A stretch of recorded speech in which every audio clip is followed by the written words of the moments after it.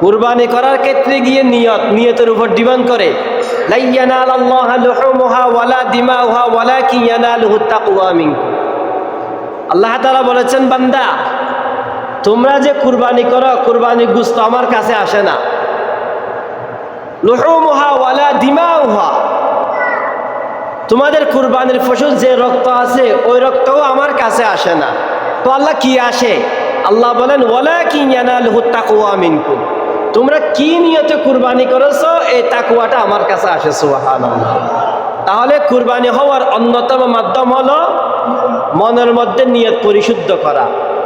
যদি এটা চিন্তা করেন যে আমি সমাজের বড় নেতা, যদি আমি কুরবানি না করি মানুষ আমাকে বলবে কি?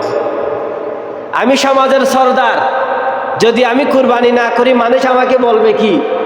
আমি সমাজের সবচেয়ে দানবান ব্যক্তি, সবচেয়ে শক্তিশালী ব্যক্তি, টাকাওয়ালা ব্যক্তি, আমি যদি একটা গরু কুরবানি না দিই মানুষ আমাকে বলবে কি? যদি আপনি মনে করেন আমি যদি কুরবানি না করি বিকেলবেলা আমার সন্তান খাবে কি, এই নিয়তে যদি কুরবান করেন গোশত খেতে পারবেন, অসুবিধা নেই, কিন্তু সেই কুরবানি আল্লাহর দরবারে কবুল হবে না। ওই জন্য বলেছেন, ওয়ালাকিন ইয়ানালুহুত তাকওয়া মিনকুম।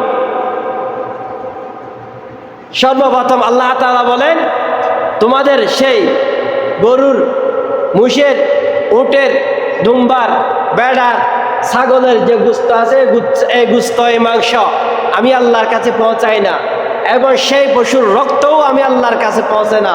আমি আল্লাহর কাছে পৌঁছে একটা জিনিস, সেটা হলো ওয়ালাকিন ইয়ানালুহুত তাকওয়া মিনকুম, তাকওয়া।